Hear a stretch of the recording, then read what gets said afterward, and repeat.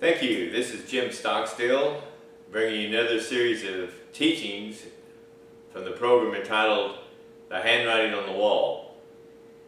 This is brought to you by Jim Stockstill Masonry, supplying all your masonry needs: block, brick, rock, stone, patios, walkways, courtyards, whatever your masonry needs. Quality work at an affordable price. Today we want to continue with Benghazi because Benghazi keeps getting distracted. It keeps getting put off. It's been put off this time by the IRS. The IRS, as you know, has been tampering with the news media, the conservative news media, and conservative groups. Conservative meaning mostly values, people that have values, as opposed to those who do not have values. I told you before that the end time started when Israel became a nation in 1948. According to a prophecy in Ezekiel about 1600 years old,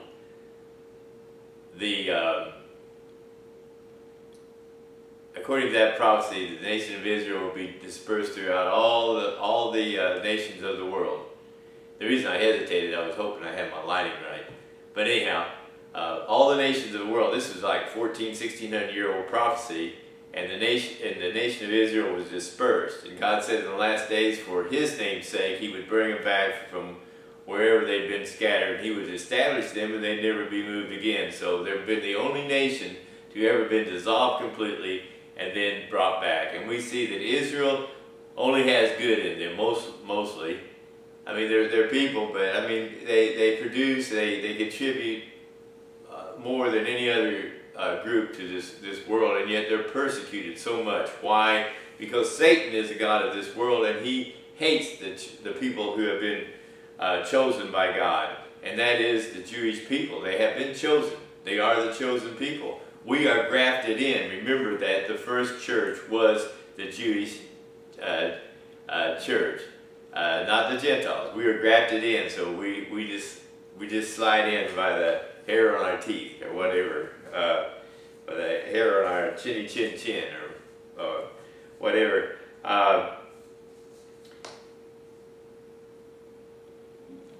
The Bible says that the last days will have perilous times, and I think we can see that right now. Only this week we've had perilous times.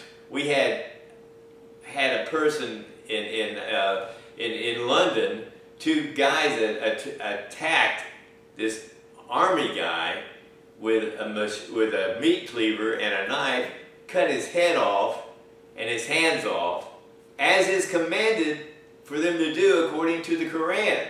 It's written in the Quran to do that to unbelievers and those who make bad statements and infidel statements against Muhammad. So the bystanders couldn't help.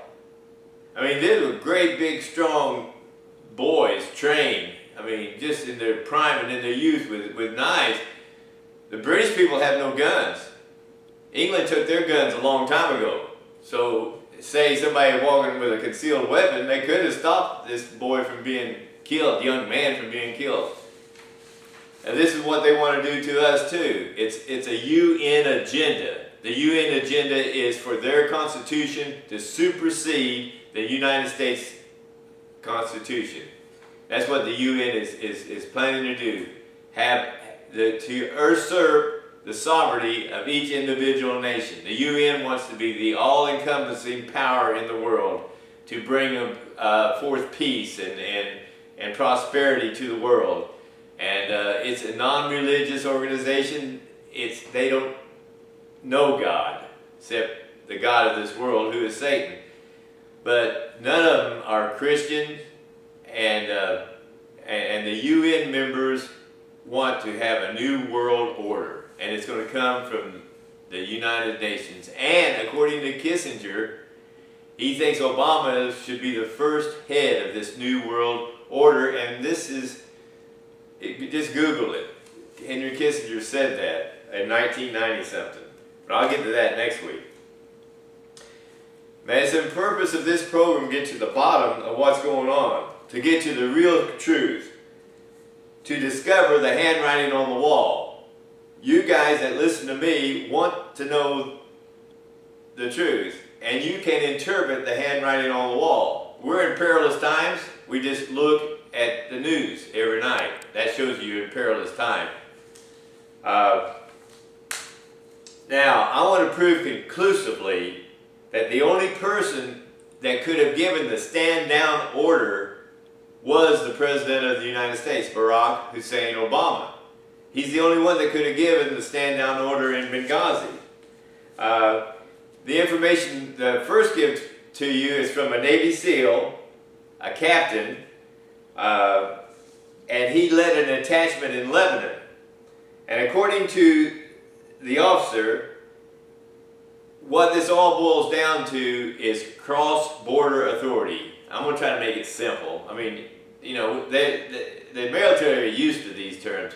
In other words, you cannot cross another country's border without permission from the President of the United States to engage in any kind of military act.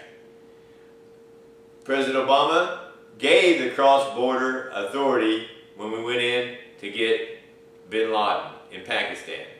He gave it. All right? But the only person that can give that is the President of the United States. Now here's the scenario to a degree.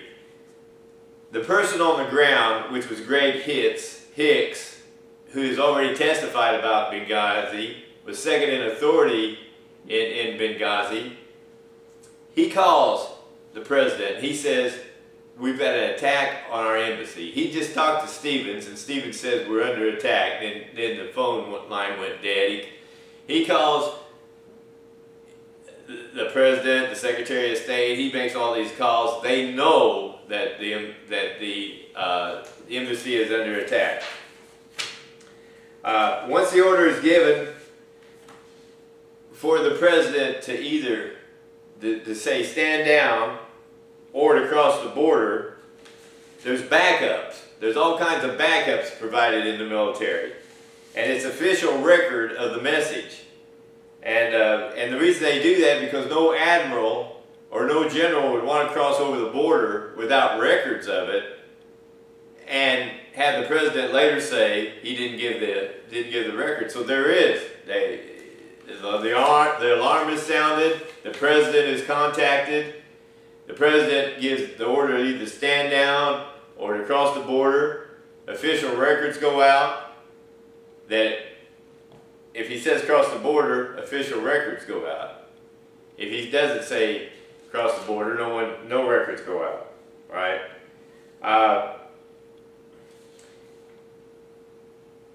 We can be sure that the cross the border authority was never given, because if it had been granted and the orders were handed down for us to cross the border, there would be irrefutable records existing in at least a dozen military headquarters in the world. Now, General Petraeus has blown the whistle indirectly. Remember, General Petraeus was head of the CIA, and the only person ahead of him are those in Washington, mainly President Obama. And remember, the minute this thing came up, then the main news media got us all off on his extramarital love affair, you know, and knew everything about that and got us off of Benghazi. We have to know the truth, and the truth will set us free. And he who the Son sets free is free indeed. So if we just got to know the truth. Our government has been doing bad things off and on for a long time. But this is the worst onslaught to the American people, on the American people, that we have ever seen. Remember that Petraeus had an extramarital affair. Then Hillary Clinton fell down and hurt her head. So all this distraction right there when they're supposed to be testifying what happened in Benghazi. Now we're having testimonies in Benghazi, and we have the IRS situation coming up. And then we have the tornadoes which wipe out Oklahoma, and all the news media goes to that, even the good news media. Well, Like I said, the only national security team at the White House that outranks the CIA is the President Obama himself. There were more than 100 gun-ho Marines ready to storm in and help in Benghazi, but no cross-the-border authority was given.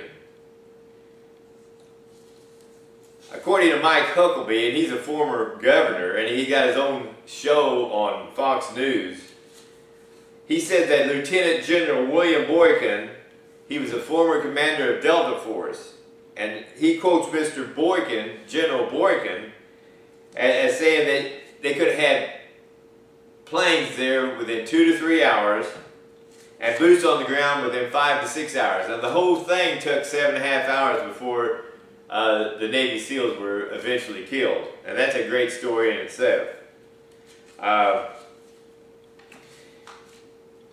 Panetta, who was one of the spokesmen for President Obama, he said that the military doesn't do risky things. The general just slapped himself in the forehead and said, that's what the military do. We do risky things. We've got the gun-ho Marines. They love to fight.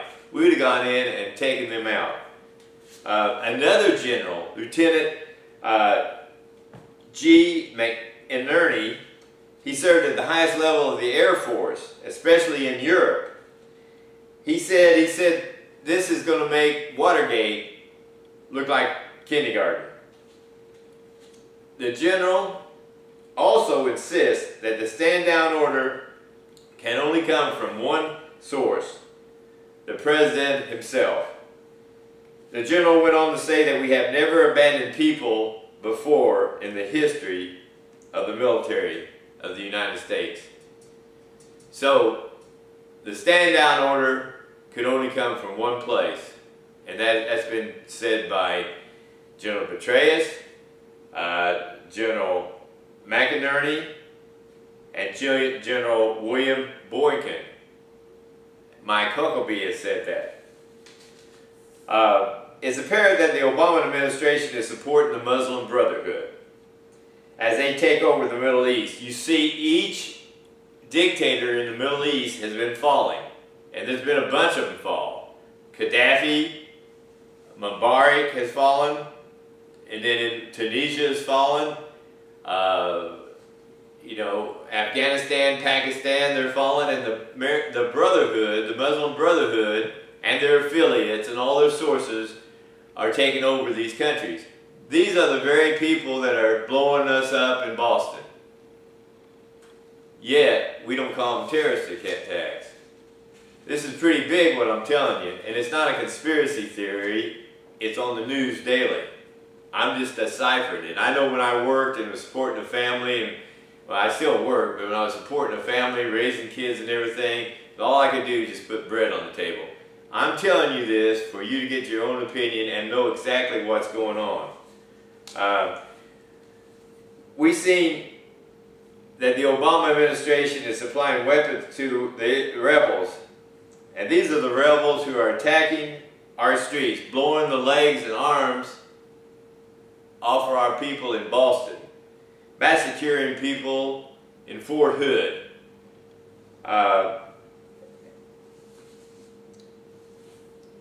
Okay, now,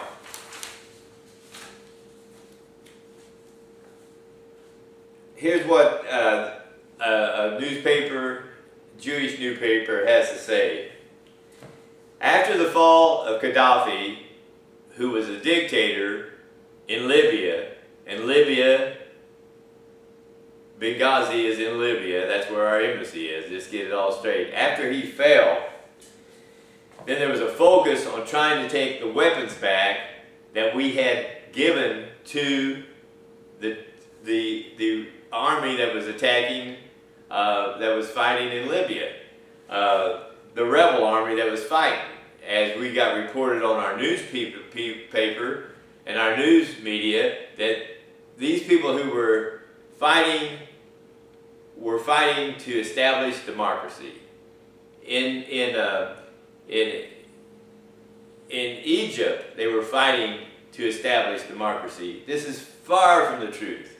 They were fighting to establish Islam. And I've told you that before. Islam is the biggest threat to the world right now.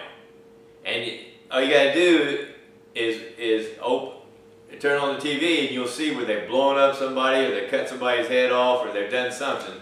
And it's increasing. It's increasing daily. Remember that Benghazi attack was on the anniversary of 9/11. It was a planned attack, 9/11. Just remember that. So what the Israeli newspaper says that Stevens was heavily involved in the State Department's effort to collect weapons from the Libyan rebels. Senator Lindsey Graham, a Republican from South Carolina, last March disclosed in an interview with Fox News that Stevens was in Benghazi to keep weapons, particularly they call them man pads. And what they do, they sit on the shoulders and they shoot down planes from the ground and from falling in. So Stevens was there trying to collect these back. And what had happened when we were helping the terrorists in Benghazi, we were supplying them with weaponry so they could take Gaddafi out. And we supplied them with all these man pads, all these weapons that shoot down planes. And now when we finished that, the fight moved into Syria. So we wanted to take these man pads back from these guys and give them to Syria. Now, these rebels, this Al-Qaeda group, didn't want to give them back. So this is probably one of the reasons they're not going to give them back, because they like these things. We've supplied a lot of weaponry there in the Mideast. We send fighters to Egypt. We're doing a lot of stupid things. We're fighting this war. Now, on the other hand, it's like it's always been. We got Russia, who supplies the other side. So it's a battle here. It's a battle here. Senator Lindsey Graham says we had to get these missiles, these these rocket shoulder launchers. We had to get them back from the rebels.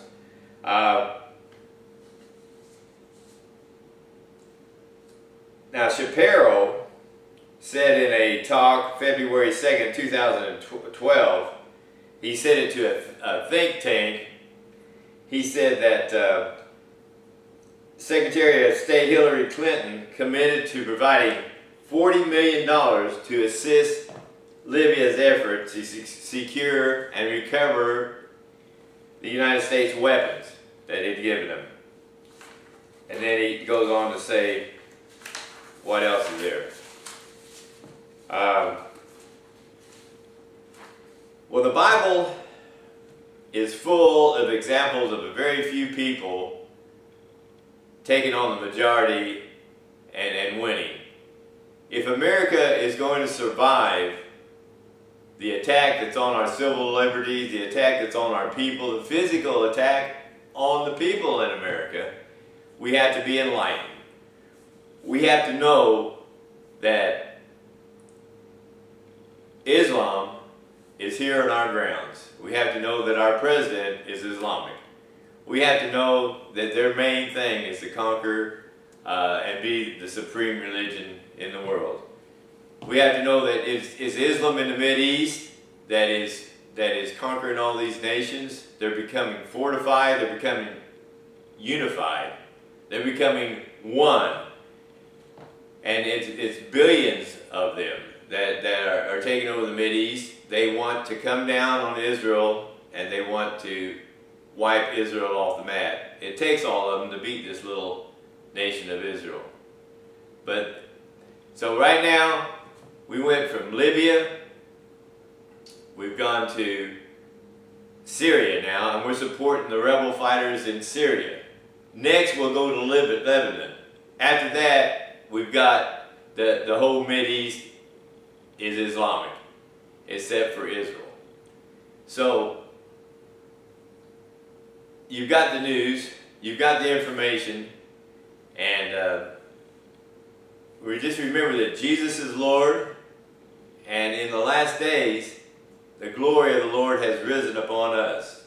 And we're going to walk through the waters and not be overflowed, and we're going to walk through the fire and not be burned. 1,000 are going to fall at our left side and 10,000 at our right, but nothing's going to come nigh us. Until next time, this is Jim Stockstill saying, I want you to keep looking for the handwriting on the wall.